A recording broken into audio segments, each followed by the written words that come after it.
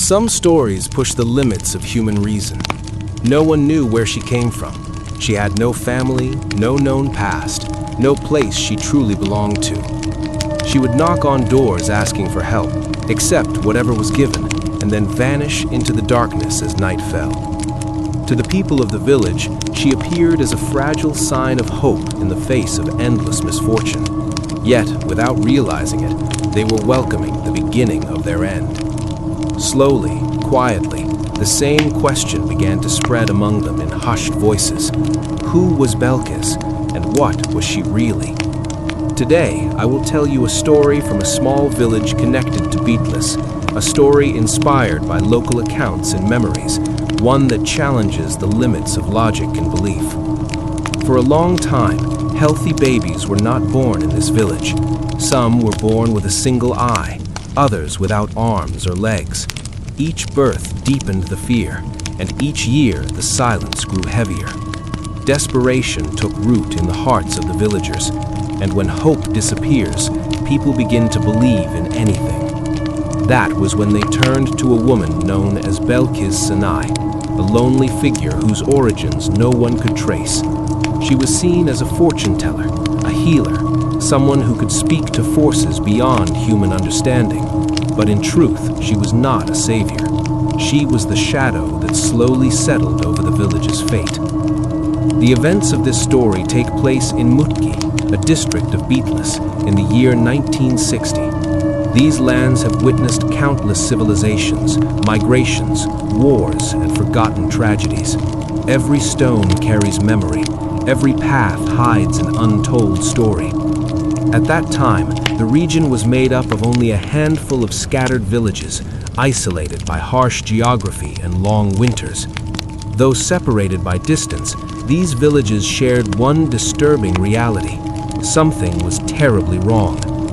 Fear had no clear source, yet it was everywhere, and whatever had entered their lives through Belkıs was no longer something they could control. This is a story inspired by real events and oral history. Names and certain details have been changed, but the darkness behind the story remains the same. In this village, not a single baby is born healthy. Every newborn arrives with a serious anomaly. Some are born with severe cleft lips, others without arms or legs. Some have only one eye, while others are born with no eyes at all. The area where the eyes should be is covered by a thin layer of skin. In some cases, their skin is different, rough and patterned, almost like snake skin. Every single newborn shows a visible abnormality. This is the common and terrifying reality shared by these villages. Naturally, this brings immense sorrow and grief to the villagers. When a woman is about to give birth, the village women gather inside the house. They surround her, praying together, hoping that this time the baby will be born healthy. They do everything they can to support the birth with prayers and hope. But despite all of this, not a single healthy baby is born. This situation continues for a very long time. One anomalous birth follows another. The women of the village sink into deep sadness and despair. And like someone drowning and clinging to anything within reach, they begin to search for other ways, other solutions. They go to fortune tellers, to so-called healers, to people believed to possess supernatural powers. These desperate mothers do everything they can in the hope of giving birth to a healthy child. But it is exactly after this point that everything begins to spiral out of control.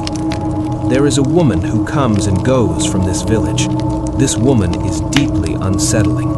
Her appearance is harsh and disturbing. Her skin is dark and weathered, her face sunken in on itself. Every bone in her face is visible. Her eyes are hollow, buried deep in their sockets, staring at the world with a dull, lifeless black gaze. Behind her dried, pulled-in lips, her teeth appear yellowed and decayed. She wears a long black garment, somewhere between a robe and a veil, stretching all the way to the ground. As she walks, the hem of her clothing drags along the earth, sweeping through dust and dirt, always filthy. She looks grotesque, cursed, and she carries a strong, unpleasant odor. Her routine is always the same. From time to time, she comes to the village, knocking on doors and asking for help. Whoever has something gives what they can. Some offer flour, some sugar, some milk, others bread. People try to help her in whatever way they are able. Yet her presence is so disturbing, so deeply uncomfortable, that no one wants to interact with her longer than necessary. They do not invite her inside. They do not ask her to sit at the door. They avoid speaking to her, avoid even making eye contact. They hand her whatever they have and quickly close the door. There is also something strange about this woman. For example, if a child is crying inside a house or something unusual is happening. For example, when the woman knocks on a door to ask for something, a crying child inside the house suddenly falls silent. If there are animals wandering in the yard, the moment she arrives, they freeze in place. Even the animals stop moving, as if paralyzed. And when the woman comes close, she brings with her a stench like death itself, a rotten, corpse-like smell that fills the air. Because of this, the entire village keeps a distance from her. No one wants to deal with her, yet no one sends her empty-handed. It is the way of the land. You do not turn away someone who comes to your door asking for help, and so the villagers live by this rule. One day, the woman is once again wandering through the village, collecting small offerings from everyone. She carries a single bundle, storing whatever she is given inside. Afterwards, she goes to sit under the shade of a tree. There she remains for the entire day, silently watching the men and women passing through the village. As evening approaches and the sky begins to darken, she is seen heading towards the headman's house. She follows him behind, step by step, though the headman is unaware of her presence. Shortly after he enters his home, there is a knock at the door. He opens it. The woman is standing there. He knows who she is, but there is no familiarity between them, no conversation, no relationship, no shared words. The headman assumes it is nothing more than the usual routine. A beggar comes, a beggar goes. "What is it? Is something wrong?" he asks. The woman replies that she has come asking for help. "What do you need?" he says. "What can I give you?" The woman then says she would like to come inside and rest for a while. Under normal circumstances, this is something that would never be accepted, especially from someone like her. But the headman is a man known for helping everyone, for opening his door to all. Because of this, he feels he has no choice and allows the woman to enter his home. When the woman steps inside, the headman's wife sees her and is immediately disturbed. She is deeply uncomfortable, but what can she say? Her husband has already let the woman in, so she remains silent. They serve the woman sherbet and rice. She eats quietly. The headman, trying to be polite, attempts a small conversation. "Where are you from?" he asks. "Who do you belong to?" Until that moment, the dark, thin, ugly woman has not lifted her head from the floor. Then she slowly raises it and looks directly into the headman's eyes. "I belong to no one," she says. "I come from nowhere." The headman pauses. He does not want to prolong the conversation. "What is your name?" he asks. "Belkıs," the woman replies. Taking this as an opening, the woman continues. "You are aware of what is happening in your village, aren't you?" He says. "I don't understand. What do you mean?" The woman says, "Are you aware that all of your babies are being born sick or disabled?" This angers the headman. How could he not be aware of such a thing? He says, "I know. What does that have to do with you? What are you going to do about it?" The woman answers calmly, "Your women have had so many spells cast, they have gone to so many fortune tellers and sorcerers in hope of having healthy babies, that your village has become cursed. That is why none of your children will ever be born healthy again." Then she adds, "And there is only one person who can help you." For a moment, the headman simply stares at her, frozen. What is she talking about? What does this have to do with anything? Finally, he says, "All right, have you finished eating? May it be blessed. Now go. I wish you a good day." He politely shows her out, but a seed of doubt has already been planted in his mind. After all, he is the headman of this village, and this problem has been going on for a very long time. The people are unhappy. The women of the village are unhappy. The headman knows very well, through his own wife, that the women of the village have been wandering from village to village, visiting fortune tellers and sorcerers. He brings the matter up with the village elders at the coffee house. He tells them, "That woman who wanders through the village came to my house last night. She said we are cursed. She claimed that only she can help us." And as everyone knows, what men discuss among themselves never stays among them. They go home and tell their wives. Today, the headman said something strange at the coffee house. That is when doubt and hope begin. They repeat, again and again. Belkıs speaks, and the women repeat after her. Soon, quiet whispers and murmurs spread among them. Then, Belkıs wraps the baby tightly once more and places the child back into the mother's arms. That is when something unbelievable happens. First, a sudden wind begins to blow. Moments later, lightning flashes across the sky. A dark shadow forms over the mother and the baby. It moves unnaturally, almost like a living wind. In an instant, the shadow reaches out, takes the baby from the mother's arms, and disappears. What follows is chaos. The women scream. Cries echo through the yard. Panic erupts. And Belkıs, without saying a single word, turns away, her dusty black garments sweeping the ground as she walks inside her house. The door shuts behind her. The women are left frozen in shock. What just happened? What did they witness? This is not only how the story is told, it is also how it appears in the statements recorded by the gendarmerie. A married couple who claimed to be present in the yard that night described the incident in the same way. They say, "We were there with our babies. We believed this woman could heal them. At first, she told us to remain standing, then ordered us to kneel. She made us repeat strange prayers after her. Then a shadow appeared and took the baby away." Afterward, confusion and fear spread among the people. "Where did the baby go?" they asked. "You said you would heal the child. Now the baby is gone." According to testimonies, Belkıs responded calmly. She told them that they would now perform certain rituals in their own homes. If they followed these rituals exactly, their baby would return to them, healthy. And from that day forward, all future children they bore would also be born healthy. So what were these rituals? According to the father's statement, Belkıs gave them specific instructions. They were to return home, and the next morning, at the moment of the dawn call to prayer, they were to leave their house. Their task was clear. They were to hunt and kill a pig. They are instructed to separate the blood of the pig they have killed and store it in a jar or container. The skin is to be removed and left to dry. Every day they are told to drink a spoonful of the blood using a wooden spoon. Once the skin has fully dried, they are to take it to Belkıs. Belkıs then writes symbols on the dried skin using a language no one recognizes.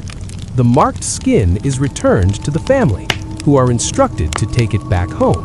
Every night, they are to spread this skin over their pillows like a cloth, rest their heads on it, and sleep that way. According to Belkıs, if they perform this ritual exactly as instructed, two things will happen. The disabled baby taken by the shadow will be returned to them, and any future children born after that will be healthy. These accounts are recorded exactly this way in the gendarmerie reports. The rituals are carried out, but the babies never return. One father gives a statement that stands out among the records. He says this too is officially documented, that he had 2 children. His first child was born without arms or legs. Sometime later, his wife became pregnant again, and their second baby was also born disabled. This child had arms and legs, but the skin was strange, layered and textured, almost like snakeskin. The man says that it was his wife who suggested they go to Belkıs, believing that she was the only one who could help them. My wife and I went to Belkıs together. We told her about our situation. She did not ask us for money or anything else. She only said, "Come back here tomorrow evening with a pig skin. I will be waiting." The next day, I hunted a pig and skinned it myself. I took the pig skin, our baby, and my wife, and we went to Belkıs's house. Once again, there was a crowd gathered in her yard, just like before. But this time, Belkıs called us inside the house. Normally, everything she did took place in the yard. This family, however, she invited indoors. We handed her our baby. She examined the child and said, "This one is cursed." She undressed the baby, took the pigskin we had brought, opened it, and placed our baby inside.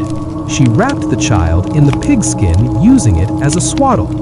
Then she asked us, "Do you want your future children to be born healthy?" Of course, both my wife and I said yes. Belkıs continued, "Then are you willing to sacrifice this baby so that your future children will be born healthy?" For reasons we still can't explain, my wife and I found ourselves saying yes. She made us repeat it 3 times. "Are you willing?" "Yes." "Are you willing?" "Yes." At that moment, as witnesses later confirmed, the door of the room suddenly burst open with a loud noise. It was as if someone had kicked the door open. A dark shadow swept in with the wind. The baby we were holding in Belkıs's arms was suddenly enveloped by the shadow and vanished. Both we and everyone else in the room screamed at the top of their lungs. Panic and confusion filled the space. We had no idea what had just happened. Belkıs, calm as ever, stood and closed the door. She then explained to us, as she had explained to others before, what rituals we must perform to retrieve our baby. Every day, we were to drink a spoonful of pig's blood. We were to sleep with the pigskin inscribed by her, spread over our pillows. We followed her instructions, but our baby never returned. According to the witness statements, this was the final outcome. The villagers did everything exactly as Belkıs instructed. They followed the rituals to the letter, and yet the babies did not come back. From that point on, the situation became even hopeless. Future children were supposed to be born healthy, and missing babies were meant to return. But nothing changed. The babies continued to be born sick, disabled, or afflicted in one way or another. The curse, or whatever force Belkıs had claimed to control, remained. No child was born healthy. And the situation grew even darker. Inside their homes, the villagers continued the daily rituals, drinking the pig's blood as instructed. But in the dead of night, especially near the dawn call to prayer, strange sounds began to fill the houses. Footsteps echoed across rooms, as if someone were running from one end of the house to the other. At times, it sounded like voices shouting, or men fighting somewhere in the distance. Strange murmurs and unsettling noises kept the villagers awake, rattling their nerves. Yet the villagers endured. They gritted their teeth and carried on, driven by desperation. They wanted to believe that somehow, by following these rituals, they could retrieve their lost children. It was all they had to hold on to. For a while, they continued with this hope, but as time passed, it became painfully clear. Nothing was improving. Frustrated and desperate, the villagers, mothers and fathers alike, decided to confront Belkıs. They went to her house, demanding answers. "Where are our babies?" they asked. "Where are they? We cannot even have healthy newborns, and now the children we have already born are gone." When they arrived, the yard was empty. Normally, there would be people waiting outside, but now no one was there. They knocked on the door. There was no answer. Fear and unease began to creep in. Remember the headman. He had once visited Belkıs to rest and check on things. Now the villagers made their way to the place where he had been, hoping to find guidance or some explanation. They went to the headman and told him, "We went to Belkıs's house, but she was nowhere to be found." Together they returned to Belkıs's house, taking the headman with them. Normally, he would have waited for the gendarmerie and not entered the house recklessly. But the headman felt so responsible, he felt himself to blame for what had happened in the village, for bringing this woman into their lives, for ever taking her seriously, that he could not wait. Feeling guilty and anxious, he forced the door open and stepped inside. What they saw stunned them. The house they had entered and left countless times in the past few weeks or months seemed as if it had been abandoned for thousands of years. Dust thickly covered every surface. Everything they knew, everything familiar, had changed.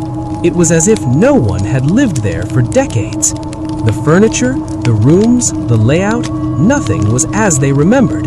The home appeared unused, deserted, and utterly transformed. Immediately they went to the gendarmerie. They reported what had happened, recounting everything they had witnessed. Official records and statements were filed, documenting the astounding events and the unsettling transformation of Belkıs. Following this, the gendarmerie launched a search. The villagers had given them a description. Belkıs, also known among the people as Belkısana. They searched village by village, town by town, but there was no trace of her anywhere. Not only the woman herself, but the missing babies had also vanished without a trace. At this point, Belkıs could not be found at all.